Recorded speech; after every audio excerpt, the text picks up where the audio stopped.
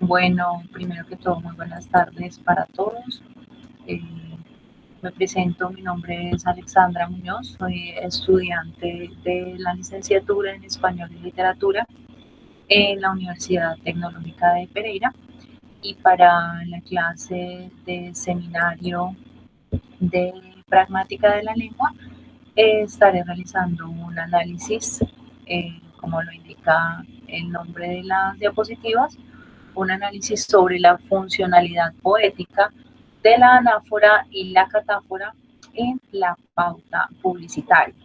Es decir, realizaré una exploración de esa capacidad poética de las figuras retóricas mencionadas anteriormente, es decir, la anáfora y la catáfora, pero empleadas por los medios de comunicación para realizar o para ser parte del discurso mediático.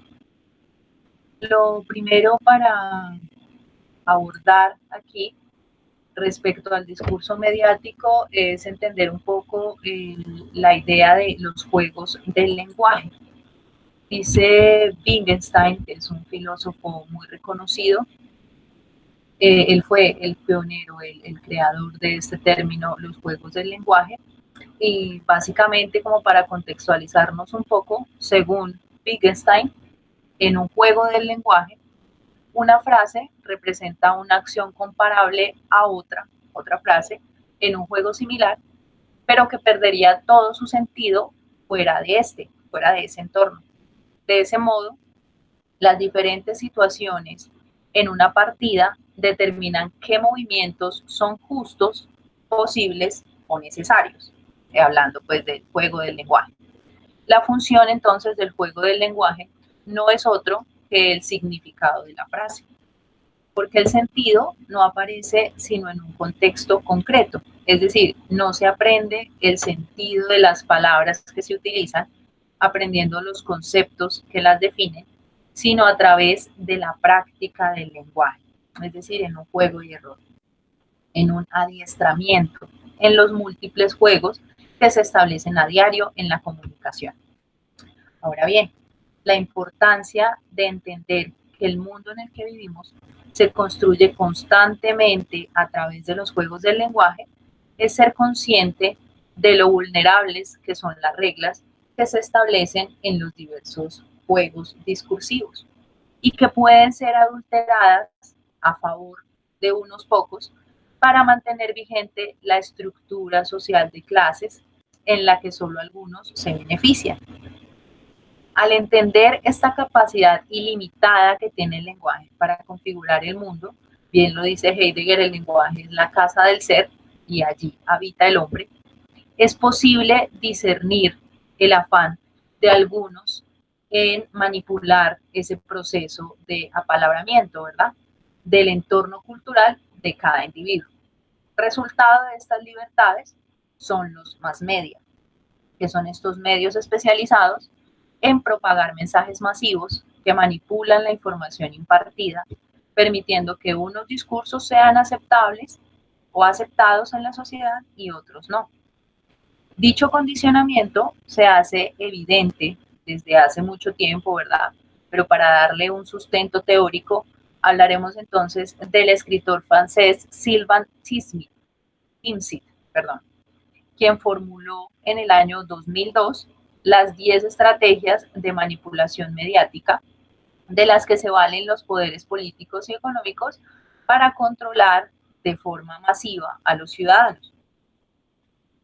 Aunque han pasado más de 15 años, ¿cierto? Su decálogo continúa siendo un argumento muy poderoso y vigente en la actualidad.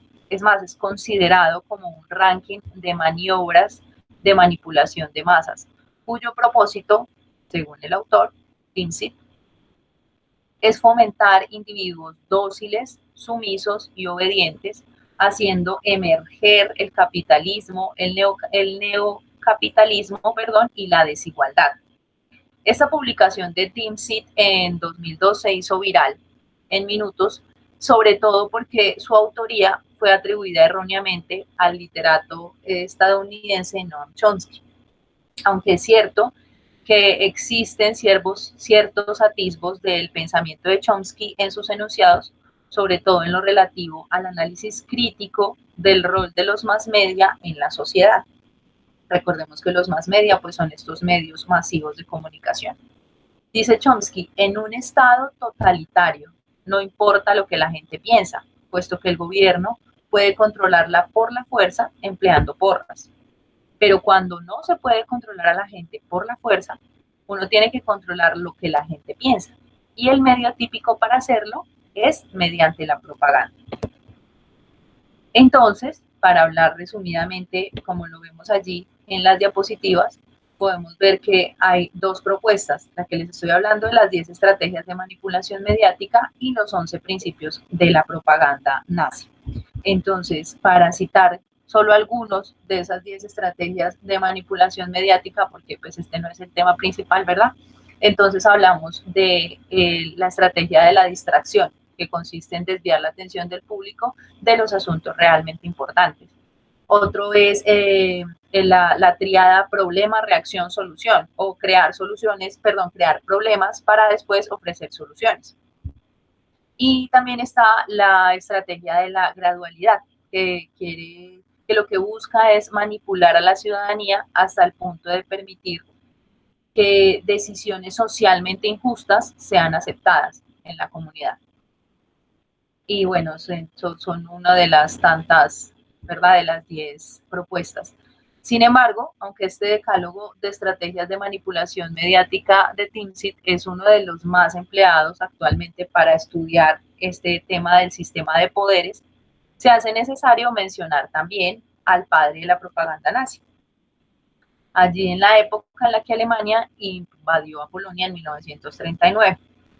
Estamos hablando entonces de Hitler, que era una figura mesiánica, y Goebbels era aquel profeta, ¿verdad? Joseph Goebbels es el responsable de crear el Ministerio de Educación Popular y Propaganda, un departamento creado por ellos, por Hitler y por Goebbels, a su llegada al poder en 1933.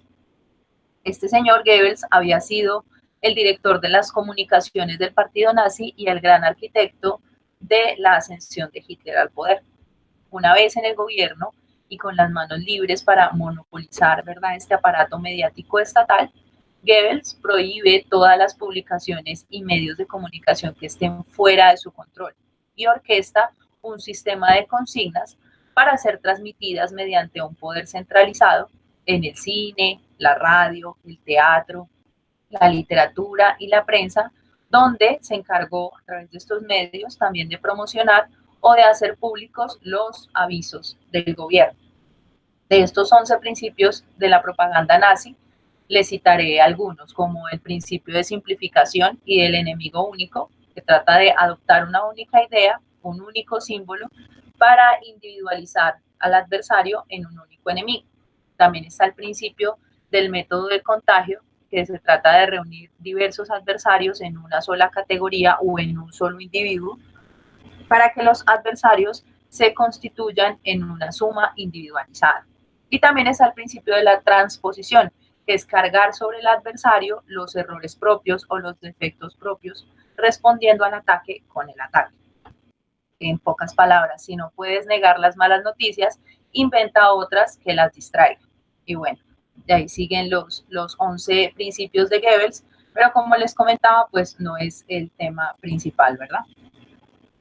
Entonces, lo importante aquí es poder entender o contextualizarnos un poco con que en la actualidad las diferencias que existen entre el lenguaje oral y el lenguaje escrito cada vez son menos marcadas debido, obviamente, a los avances tecnológicos que ha vivido el hombre, implicados sobre todo en el proceso comunicativo, que permiten cada vez más opciones de interacción lingüística entre los hablantes. Es así entonces como en el lenguaje oral es necesario hacer uso del contexto, mientras que en el lenguaje escrito tiene una mayor dependencia el cotexto. Este último hace referencia a todo lo que se incluye dentro del enunciado. Su importancia radica en que es la fuente del condicionamiento textual y de las referencias textuales. En este caso, aplicables también al estudio de los actos de habla, contribuyendo así a la comprensión del contenido. Esto se conoce entonces como deixis discursiva, que alude a varias clases de referencias cotextuales. En lingüística podemos ver que el término deixis es el fenómeno relacionado con aquellas palabras cuyo significado es relativo a la persona hablante y que puede conocerse únicamente en función de ella. Vemos aquí entonces que la deixis permite expresar esa relación tripartita entre un sistema lingüístico, entre la subjetividad del emisor y entre los factores contextuales, ¿verdad?, del contexto. Y que la deixis discursiva puntualmente es las partes que sirven para indicar lo que antecede y lo que sigue en el discurso. Todo esto para hablar entonces de estas dos figuras que les comentaba desde el principio, la anáfora y la catáfora. Entonces, con lo anterior en cuenta, el siguiente análisis lo que busca es evidenciar estas referencias cotextuales de anáfora y catáfora en la pauta publicitaria, enfocadas directamente en la pauta publicitaria, entendida la primera, es decir, la anáfora, como un tipo de deixis que se produce cuando una palabra se refiere a un elemento enunciado previamente en el discurso, lo que permite también el énfasis de la correferencia. Entonces vemos que la anáfora tiene dos significados, uno gramatical y uno literal, o de la literatura.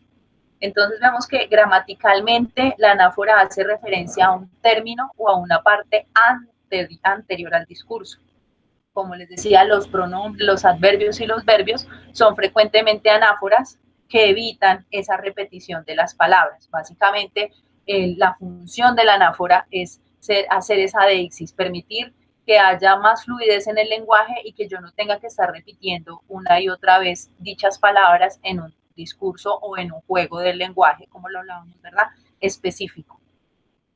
Y según el significado de la literatura, la anáfora es una figura retórica de construcción que consiste en la repetición de una o varias palabras al principio de una serie de versos u oraciones. Por eso el título trata de esa función poética que cumple la anáfora, porque la anáfora, sobre todo la anáfora, aunque la catáfora también, se emplea mucho en la poesía, se emplea mucho en el ejercicio literario para justamente evitar esa repetición y en caso de que sea necesaria, entonces hacerla evidente. Como dice allí, consiste en la repetición de una o varias palabras al principio de una serie de versos u oraciones, como comienzan algunos poemas. Te quiero porque, no sé, porque eres libre, te quiero porque eres feliz, te quiero porque, y bueno, y allí entonces esa reiteración al inicio del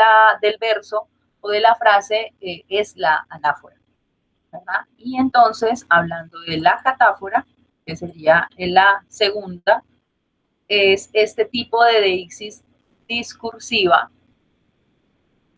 mediante la cual se anticipa un elemento del discurso que se va a mencionar seguidamente. Uno es antes y el otro es después.